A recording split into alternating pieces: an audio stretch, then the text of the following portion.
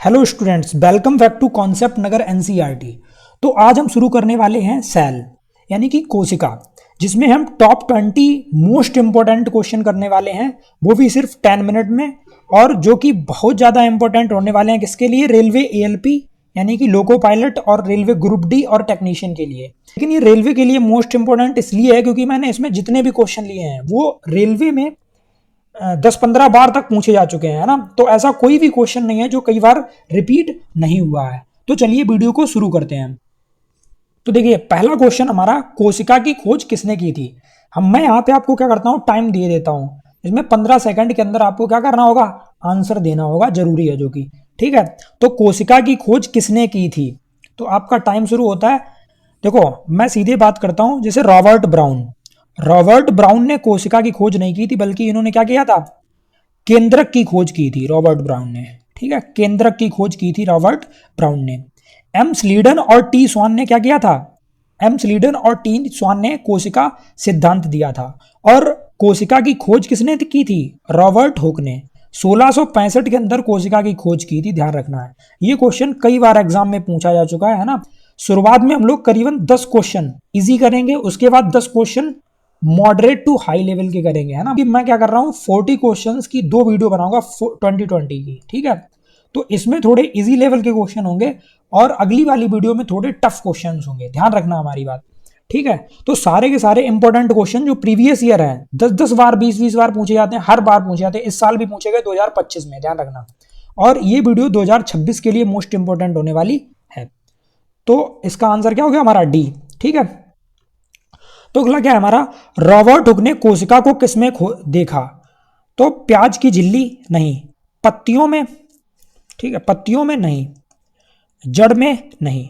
तो भैया क्या हो गया हमारा आंसर, यहाँ पे कॉर्क हमारा आंसर हो गया। मैंने बताया ना, 1665 के अंदर रॉबर्ट हुक ने कोशिका की खोज की थी, किसमें, कॉर्क में। कॉर्क क्या होता है, पेड़ की जो छाल होती है, उसी को कॉर्क कहते हैं। छोटी सी छाल निकाल ली आपने। अगर हमारा लॉन्ग वीडियो देखा हो ना, अगर नहीं देखा तो देख लेना, ठीक है, जिसमें मैंने क्या किया है, लगभग 2.5 घंटे में पूरा चैप्टर पढ़ाया हुआ है सेल से, उसमें तुम्हारा ऑप्शन सी सही हो जाएगा, ठीक है। अगला चलते हैं, कोशिका का पावर हाउस किसे कहते हैं। तो जल्दी से बताइए आप लोग, कोशिका का पावर हाउस किसे कहते हैं। क्या लाइसोसोम्स को कोशिका का पावर हाउस कहते हैं?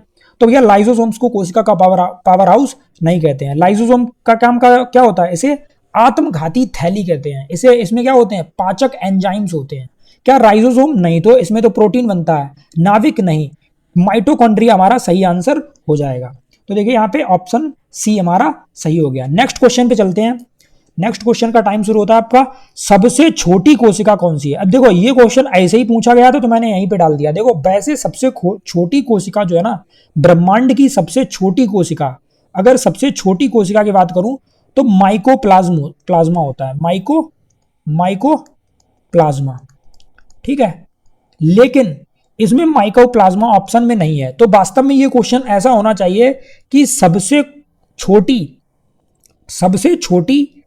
कोशिका जो मनुष्य में पाई जाती हो। तो सबसे छोटी मनुष्य में पाई जाने वाली कोशिका, यानी कि मनुष्य में जो पाई जाती हो, वो सबसे छोटी कोशिका हमारी क्या हो जाएगी, तो सबसे छोटी कोशिका होती है शुक्राणु। आपको क्या करना है, कमेंट में आंसर देते रहना है, ठीक है। तो शुक्राणु हमारा सही आंसर हो जाएगा। लेकिन दुनिया की सबसे छोटी कोशिका होती कौन सी है, माइकोप्लाज्म। लेकिन मनुष्य के शरीर में, यानी कि इंसान में, सबसे छोटी कोशिका शुक्राणु की कोशिका है, जो कि पुरुष में पाई जाती है।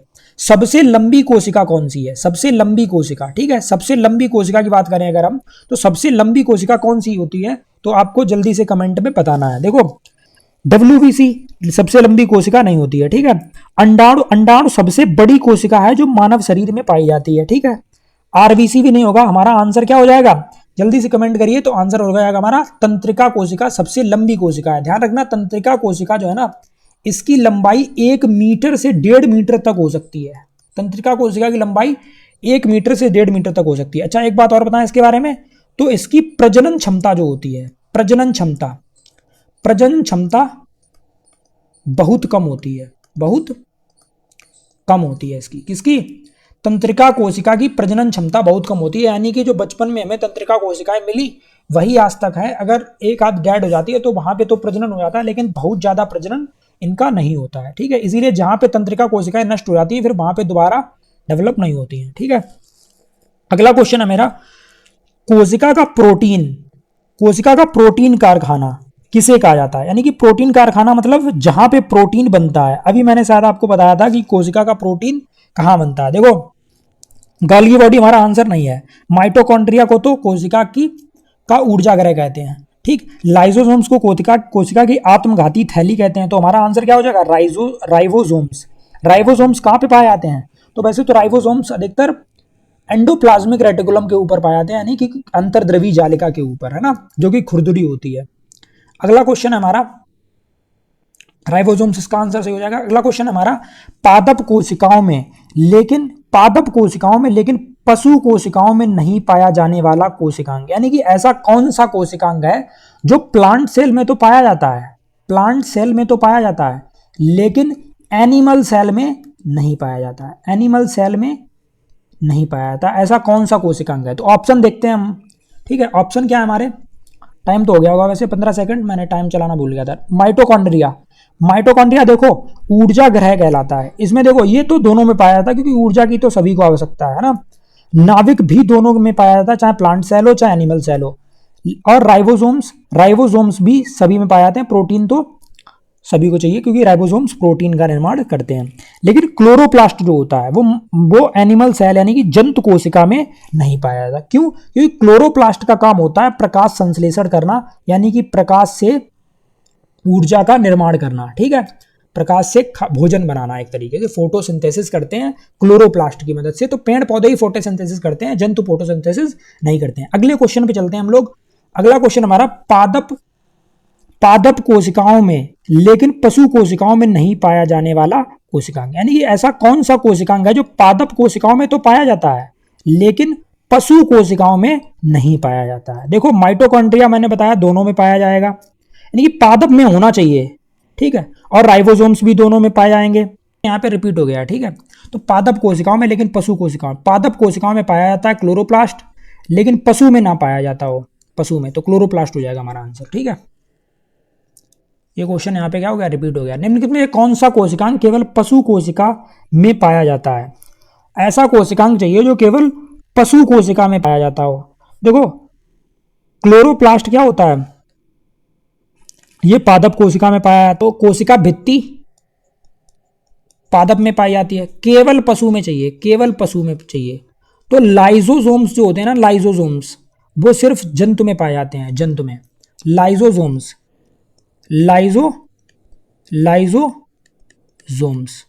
अच्छा, लाइसोसोम्स जो होते हैं ना वो सिर्फ पशु में पाए जाते हैं। क्यों? क्योंकि लाइसोसोम को कहते हैं कोशिका की आत्मघाती थैली, यानी कि जब भी कोई कोशिका क्षतिग्रस्त हो जाती है तो लाइसोसोम में पाचक एंजाइम होते हैं, जो पाचक एंजाइम क्या करते हैं? उस कोशिका को नष्ट कर देते हैं।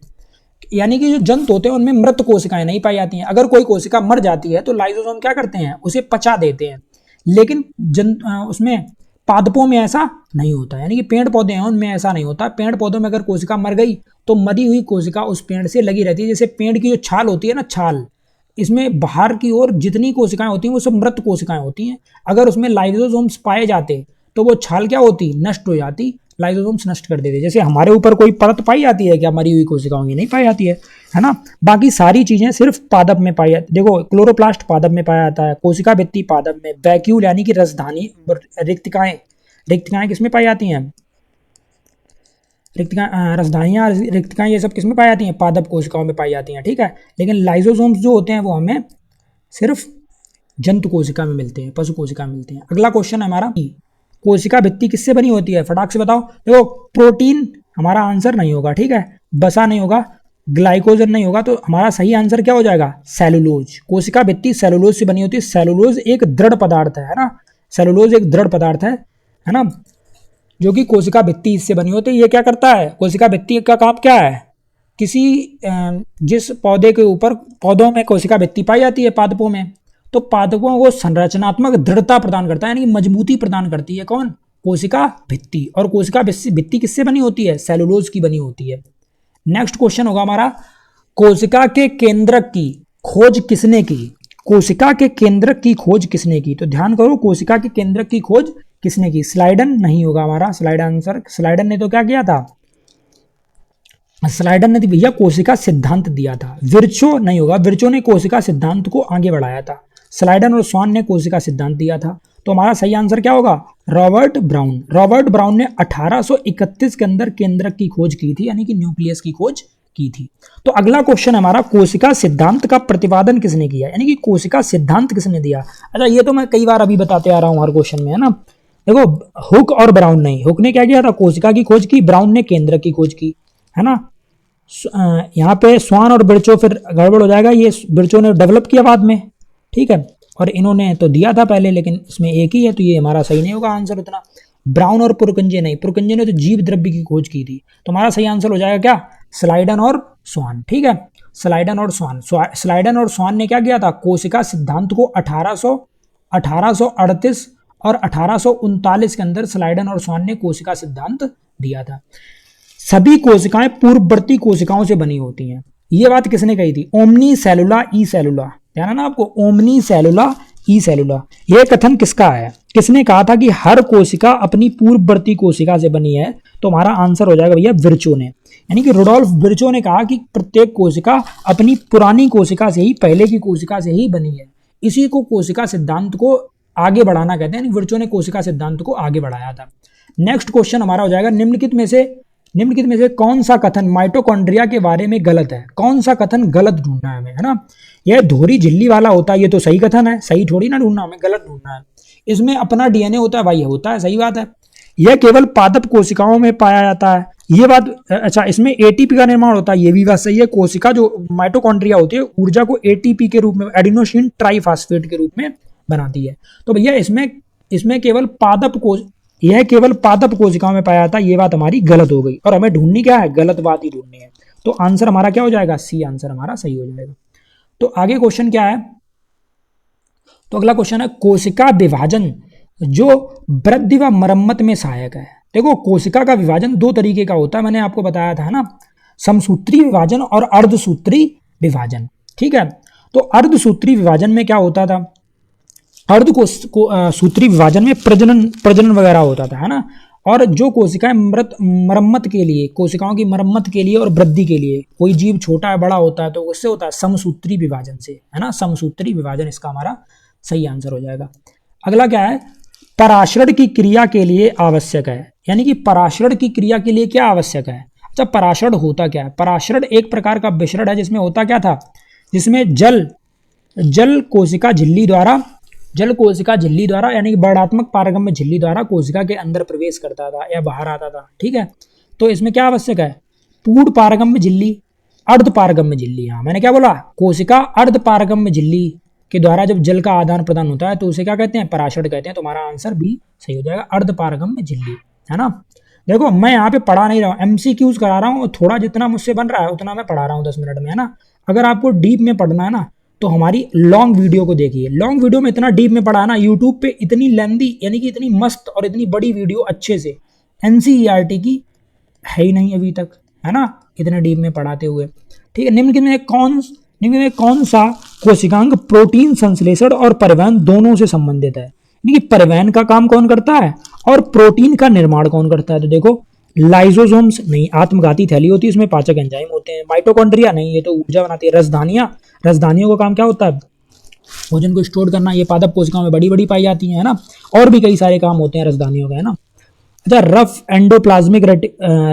रफ एंडोप्लाज्मिक जालिका, देखो यही क्वेश्चन ऐसा ही आ गया होगा इंग्लिश में, तभी इसमें इंग्लिश में लिख दिया गया है, ठीक है। देखो, वैसे इसे क्या कहते हैं? खुरदुरी अंतर्द्रवी जालिका, खुरदुरी अंतर्द्रवी जालिका, यानी कि RER। कभी इंग्लिश में लिख देता है, याद करना पड़ेगा, ये कुछ कॉमन नाम है बायोलॉजी में, इंग्लिश में याद करने पड़ते हैं। रफ एंडोप्लाज्मिक रेटिकुलम यानी कि खुरदुरी अंतर्द्रवी जालिका काम होता है प्रोटीन को संश्लेषित करना, क्योंकि इस पे राइबोसोम्स पाए जाते हैं, और राइबोसोम्स का काम क्या होता है? प्रोटीन को संश्लेषित करना। और अंतर्द्रवी जालिका का काम क्या होता है? परिवहन करना, प्रोटीन को इधर से उधर और कई सारी चीजों को इधर से उधर ले जाना। तो हमारा आंसर क्या हो जाएगा? बी, यानी कि एंडोप्लाज्मिक रेटिकुलम। कौन सा कोशिकांग लिपिड के संश्लेषण में सहायक होता है? यानी कि लिपिड का संश्लेषण का मतलब होता है निर्माण करना, एक तरीके समझ लो। तो कौन सा कोशिकांग है जो लिपिड का निर्माण करता है? लिपिड का निर्माण, ठीक है। तो लिपिड का निर्माण कौन करता है? ये राइबोसोम्स तो प्रोटीन निर्माण करते हैं। गोल्गी तंत्र यानी कि गोल्गी बॉडी का काम क्या होता है? पैकेजिंग का काम होता है। आरईआर अंतर्द्रव्य जालिका प्रोटीन का निर्माण करती है, लेकिन हमें लिपिड चाहिए, तो लिपिड और वसा का निर्माण कौन करता है? एसईआर स्मूथ एंडोप्लाज्मिक रेटिकुलम यानी कि चिकनी अंतर्द्रवी जालिका, ठीक है, लिपिड का निर्माण करते हैं। मानव आरबीसी में कौन सा कोशिकांग नहीं होता?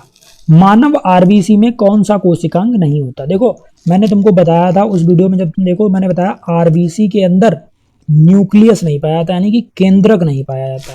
क्या नहीं पाया जाता? केंद्रक ना, यहाँ पे हो जाएगा क्या? केंद्रक, ठीक, कभी नाभिक भी लिख देते हैं, है ना।